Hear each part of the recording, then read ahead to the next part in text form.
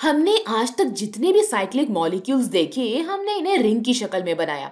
जैसे मिसाल के तौर पर हमने साइक्लोहेक्सेन के लिए हेक्सागोन बनाया। हमने साइक्लोहेक्सेन को ऐसे बनाया।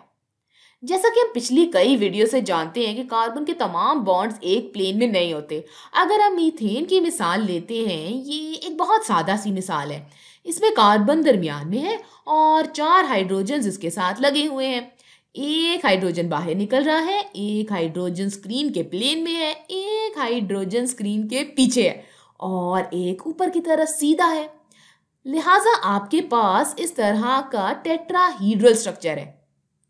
और मीथेन की सूरत में आपके पास बॉन्ड्स के दरमियान 109.5 डिग्री के एंगल मौजूद हैं। कार्बन इसी तरह के या इसी शक्ल के बॉन्ड्स बनाना पसंद करता है। ये हमेशा 109.5 डिग्री के नहीं होते, बल्कि तकरीबन इसके करीब करीब ही होते हैं। और ये बॉन्ड्स के साथ जो एंगल होता है इस बात पर मुनसर करता है कि कार्बन किस एटम या मॉलिक्यूल के साथ जुड़ा हुआ है। तो अब अगर साइक्लोहेक्सेन को तीनों डायमेंशन से देखें तो वो कैसा नजर आता है? इसको देखने के लिए हम पहले इन दो बॉन्ड्स को देखते हैं। मैं अपनी पूरी कोशिश करूंगी कि मैं इसको 3 डायमेंशनल शक्ल में बना सकूं।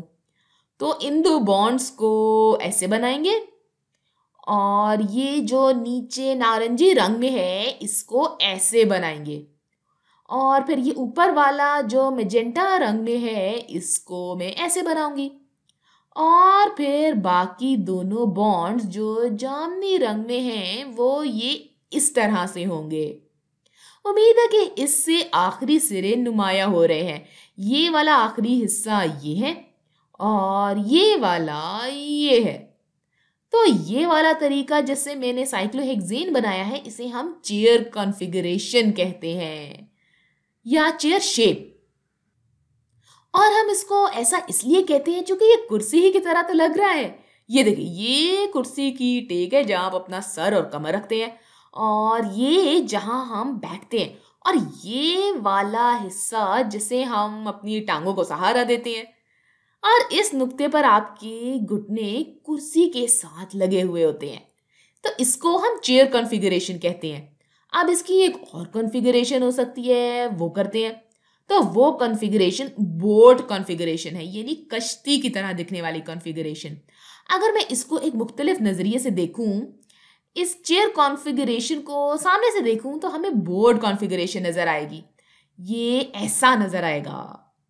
आज सबसे पहली बात जो आप मुझसे कहेंगे कि आपने तो कहा था कि कार्बन टेट्राहीड्रल या ट्राइपॉड की शक्ल के बॉन्ड बनाना पसंद करता है, लेकिन हमें ट्राइपॉड की शक्ल के बॉन्ड्स तो ना इधर है नजर आए ये इस चेयर कॉन्फ़िगरेशन में और ना ही बोट कॉन्फ़िगरेशन में नजर आ रहे हैं। तो ट्राइपॉड जैसा देखने के लिए हमें इधर हाइड्रोजन्स भी बनाना पड़ेंगे। तो चले आप इधर हाइड्रोजन्स बना लेते हैं। मुझे यहाँ वो हाइड्रोजन बनाने दें जो कि सीधा नीचे की तरफ आएगा। एक और हाइड्रोजन यहाँ नीचे की तरफ जाता है, एक हाइड्रोजन यहाँ ऊपर की तरफ जाता है, एक और ऊपर की तरफ जाता है, एक नीचे की तरफ आता है, एक और ऊपर की तरफ जाता है। अब हम हर कार्बन पर एक एक हाइड्रोजन बना चुके हैं। अब मुझे और हाइड्रोजन्स बनाने दें। मैं यहाँ पर जो हाइड्रोजन बनाऊंगी वो एक तरफ जा रहा है, मतलब एक साइड पर। यहाँ पर भी हाइड्रोजन एक तरफ जा रहा है, यहाँ पर भी हाइड्रोजन एक तरफ जा रहा है। इस कार्बन को भी हाइड्रोजन की जरूरत है। हम इधर भी हाइड्रोजन बना सकते हैं और इधर भी हाइड्रोजन बना लेते हैं और इधर भी हाइड्रोजन बना लेते हैं। अब अगर आप कार्बन को देखें या मॉलिक्यूल के किसी एक कार्बन को भी देखें तो आप देख सकते हैं कि टेट्राहीड्रल जैसी ही शक्ल है जिसमें हर एक के पास ट्राइपॉड है। यहाँ पर आप देख सकते हैं कि कार्बन और इसके कॉन्स्टिट्यूएंट्स के दरमियान तकरीबन 109 या 110 डिग्री का एंगल बन रहा है। अब मैंने कार्बन से निकलते हुए बहुत सारे हाइड्रोजन बनाए हुए हैं और इनको मुख्तलिफ रंगों से जाहिर किया है। ऐसा मैंने जानबूझकर किया है।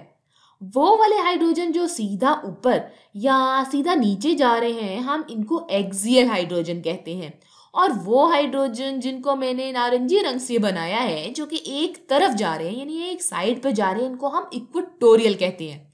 ये इक्वेटोरियल हाइड्रोजन हैं और इनका नाम जानने की क्या वजह है? हमारे लिए इनका नाम जानना फायदेमंद क्यों है?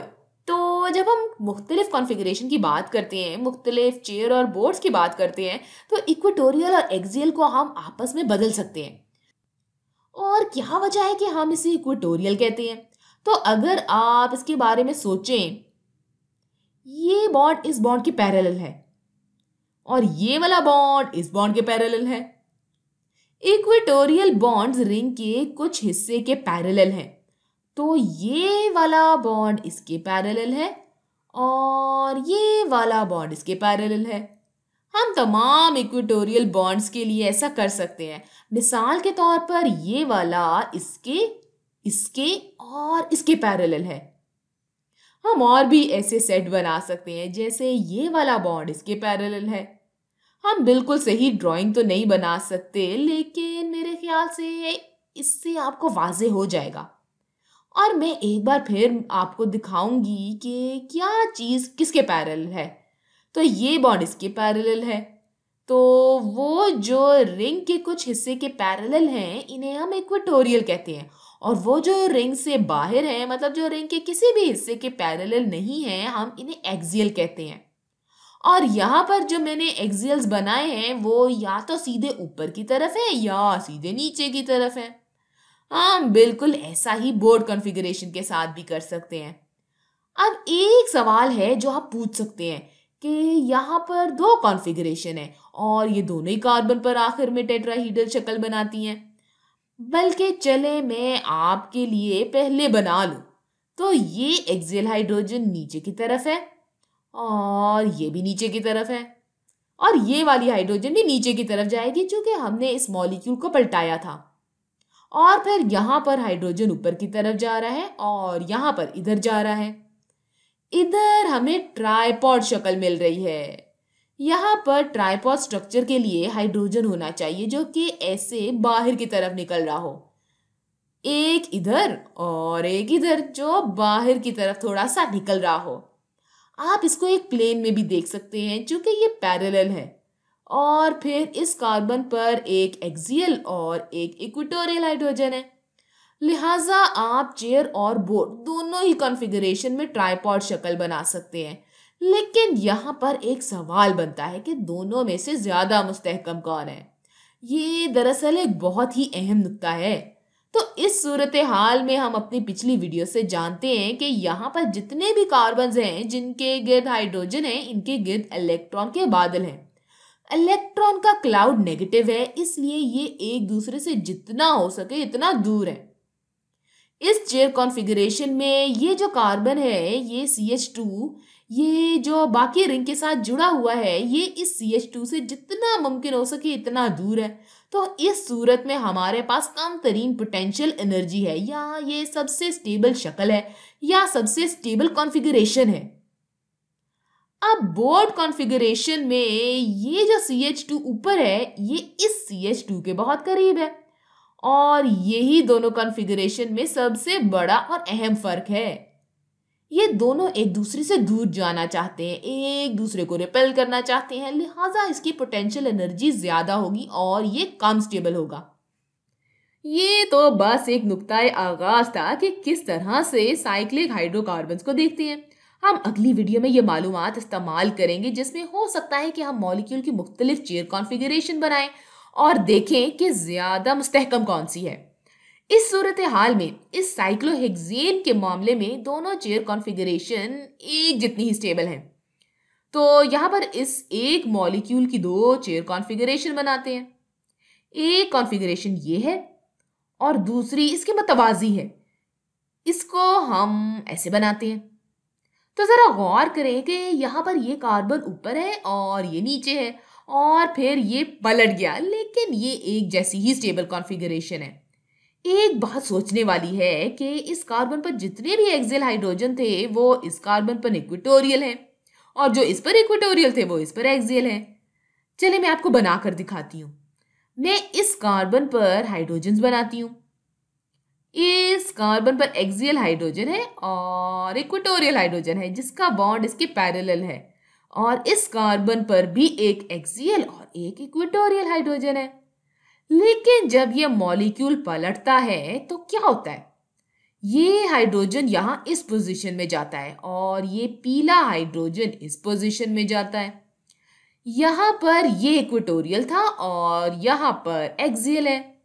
और ऐसा ही यहाँ पर हुआ है। ये इक्वेटोरियल हाइड्रोजन जब पलटता है तो एक्सियल बनता है और ये एक्सियल हाइड्रोजन जब आप इसको पलटते हैं तो ये इक्वेटोरियल बनता है। और फिर आप ऐसा बाकी हाइड्रोजन के साथ भी कर सकते हैं। यहाँ पर आपके पास एक्सियल हाइड्रोजन है और जब आप इसको पलटते हैं तो ये इक्वेटोरियल हाइड्रोजन बन जाता है और जब आप इसको पलटते हैं तो दोनों इक्वेटोरियल हाइड्रोजन एक्सियल हाइड्रोजन बन जाते हैं और फिर ये दोनों इक्वेटोरियल बन जाते हैं। मैं इसको पीले रंग से बनाती हूँ। तो ये दोनों इक्वेटोरियल बन जाते हैं, ये दोनों पैरेलल बन जाते हैं और आप इन दोनों हाइड्रोजन्स के लिए भी ऐसा कर सकते हैं। तो ये बस एक प्रैक्टिस थी, यानी कि थोड़ी सी मश्क थी कि आप इन मॉलिक्यूल्स को कैसे देख सकते हैं।